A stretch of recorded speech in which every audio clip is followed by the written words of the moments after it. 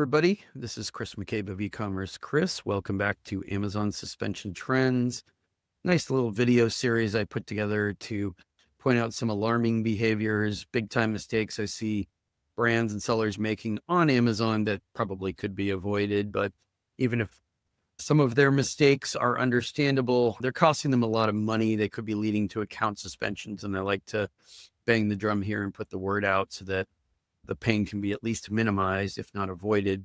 And also, I'm doing my best to keep people from making large mistakes when they are already suspended and they're trying to appeal something and resolve it because, which will be the topic of this video, because I'm seeing a lot of people just asking Claude, Gemini, or ChatGPT what to do in a suspension case.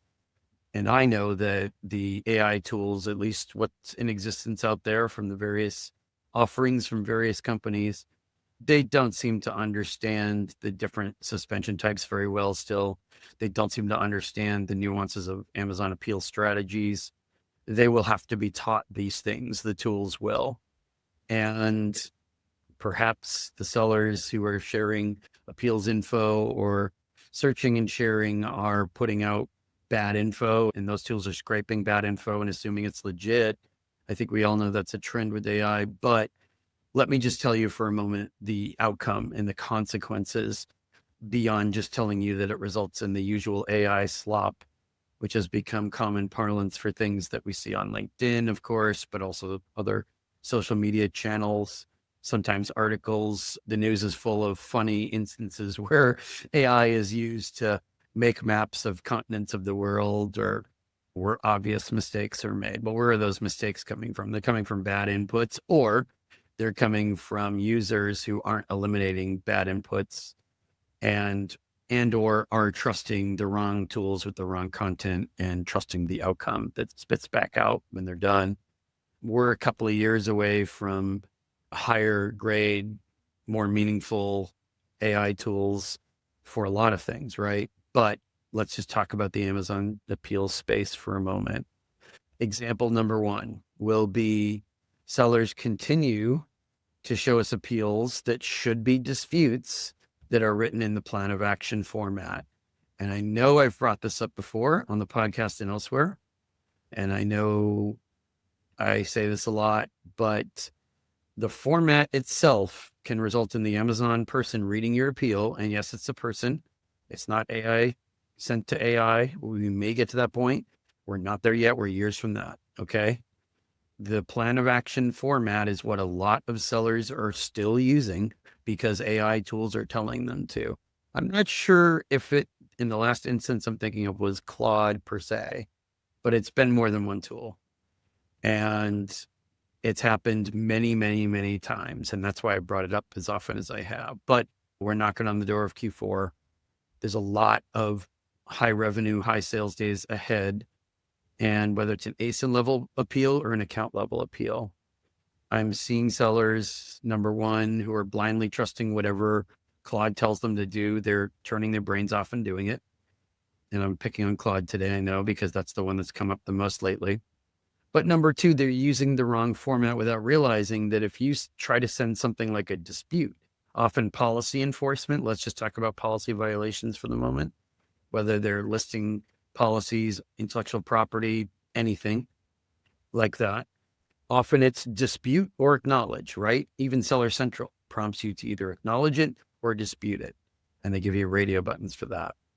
So some people, of course, just acknowledge it whether they're supposed to or not, because they don't want to deal with disputing it because they don't know what a dispute is, or they assume it'll just automatically be rejected. It might be rejected quite quickly, but that doesn't mean you should acknowledge something that's not accurate or that you didn't do just because you don't care about that ASIN or because you don't have the time or because you don't understand the process. I wouldn't just randomly admit and acknowledge things. That's been a prior beef I've had on other videos about bad appeal mistakes, but I'm not even really talking about that. I'm talking about they're using a format that's suited to acknowledgement and admission and improvement plans and remediation steps like a plan of action. They're using that as a format for their disputes. That's the number one AI problem I see right now. And yes, some of the language they use, even though they're using the wrong format, they're using some dispute language that could be useful in an actual dispute. But disputes, I mean, don't take my word for it. Go to Amazon Accelerate next month, grab your local friendly Amazonian and ask them these questions as well if they work on these areas, and say, should I be using a plan of action as the format for my appeal dispute? I hope they will say no. And if they don't say no, maybe they're in SaaScore or they're an account health rep and their head is spinning in 75 different ways. And I'm not sure what to tell you on this question, but the answer is no. That's not a plan of action. A plan of action is for acknowledgement and admission. Multiple Amazonians have said this at events similar to the one I went to in New York last month, the Amazon Seller Growth Summit, but also last year's Accelerate. I mean, you could go back years and get that answer. So again, blind trust and turning the brain off and doing what Claude tells you to do and using a plan of action format like that is not only getting your appeals off on the wrong foot, they're going to eyeball it and take a look at it. They're already at the beginning, they're already looking for a good reason to skip over you, right? Because they've got many, many more behind you. Any individual hour they're working, they have many of these to do. They'll get credit for skipping you and sending you a quick rejection, and they won't have to put additional work into it if you make these mistakes, because they can see root causes.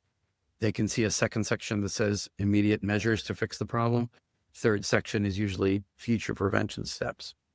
So once they see that, if they're aware that it's the type of case that has to be dispute only, you can only dispute it, can't do any acknowledging. They're only saying the only way to resolve it is to dispute it and successfully with proof and evidence and doing that properly to their satisfaction. So if they see a plan of action, they know it's not a dispute. So they don't read it and they reject it. Well, you've burned an appeal just for using the wrong format, number one. Number two, the more you use a plan of action format, it's going to push you or nudge you in the direction of admitting things or saying, we did do these things, we did make mistakes, we did fail to do this or failed to do that, we failed to keep an eye on our agency and they made these mistakes. Well, those are acknowledgments. And as time goes by, more and more policies are enforced with dispute-only appeals, especially when it comes to listing policies, especially when it comes to compliance enforcement, which I'm sure you've heard me and Leah talk about on the podcast, Seller Performance Solutions. We're talking about it constantly for this reason. And the origin of this problem is, of course, overuse or improper use of AI. And I understand that at first people were just using AI to read emails and write emails to people. That's kind of how it first touched our world a couple of years ago, and maybe yours as well. But it became pervasive in other ways quickly and in the wrong ways, right? It went from being a tool to being a crutch. And now it's a crutch that a lot of sellers are leaning heavily on anytime they have any doubt about the appeals process, anytime they're not sure what to do, anytime they're stuck. Well, of course, the Amazon appeals process is rife with opportunities for feeling stuck or unsure of yourself or feeling doubts, especially if you don't have a lot of experience with it. You haven't been through it before. So, that's the kind of number one here from this video. If you get nothing else from this video, remember what I said about just kind of lazily sliding into the old plan of action format. People I talked to here in Seattle or other conversations I had with Amazonians in New York will tell you, well, you can see that we're not asking for plans of action anymore or not much anymore. Yeah, we've noticed that for a couple of years. So it's not just a trend, that's reality. There's a reason for that. They don't want to read these things and nitpick them anymore. They're not interested in spending that kind of time on it. Unless they ask you for a plan of action, you're not supposed to send one in. So that's one key mistake I see people making. Beyond that, I'm also noticing that people are using AI written content to write emails, like escalation emails to sometimes they're reporting abuse, sometimes they're dealing with compliance teams could be dealing with merchant risk investigation teams like I was on. It could be escalations to executives managing the marketplace, could be a lot of things.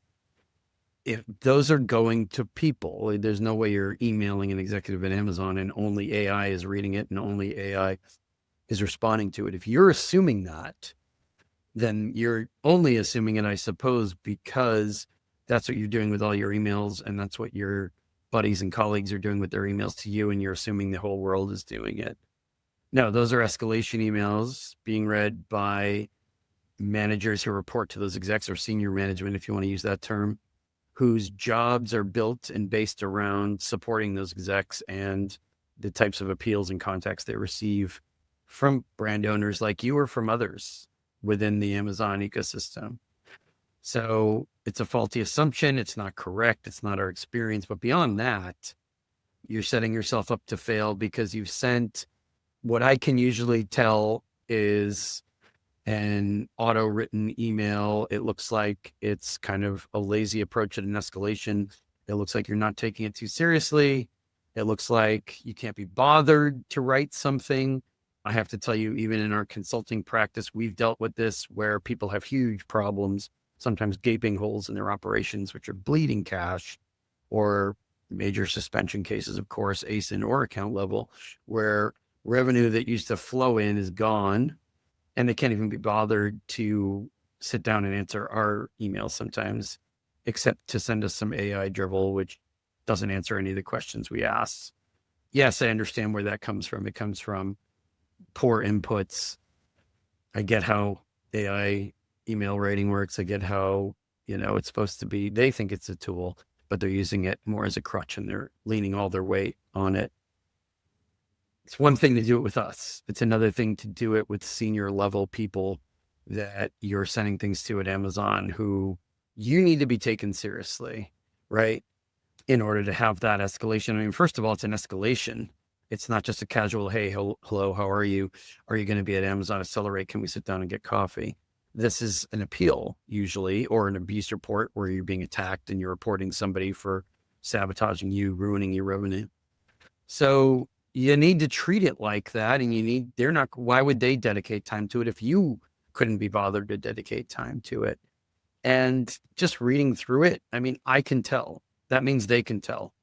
That means, whereas I might reach out to you and follow up a different way and ask you some follow-up questions, they're not necessarily going to be that solicitous, that interested, that prone to follow up. Sometimes they might just ghost you at that point. What's the number one complaint you hear from brand owners who are appealing or escalating problems with their Amazon account these days, whether it's on LinkedIn, social media, wherever it might be? It might be in person, might be a networking event you're at. What's the number one complaint you hear? I wrote to so-and-so, they didn't get back to me. I wrote to this person, they didn't get back to me. I knew a brand who wrote to them before who got an answer. So I went to XYZ executive, but they didn't answer me. They answered my buddy. Okay, well, did you send the same high level content as your buddy? Or did you kind of halfway, maybe half baked it and didn't really proof it, didn't really think about how it would come across on the other side? Real writing still matters, right? There are things that you leave out that might matter in terms of motivating the person to respond. Sometimes there are things you leave in just because you're emotionally attached to it that you shouldn't have left in, because those will discourage that type of person from responding. I would say overall, the escalation paths, channels, the things that we use and that others use now are thematically similar and substantially similar to 2018, 2019 in terms of how they're processed, how they're reviewed, appreciated or not internally at Amazon. I don't think the decision makers are operating in a sufficiently different way, even in terms of how they delegate investigations to certain managerial types who might directly report to them.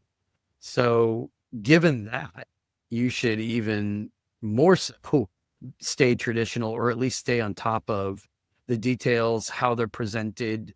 A lot of AI we're seeing is overstuffed content, overstuffed language.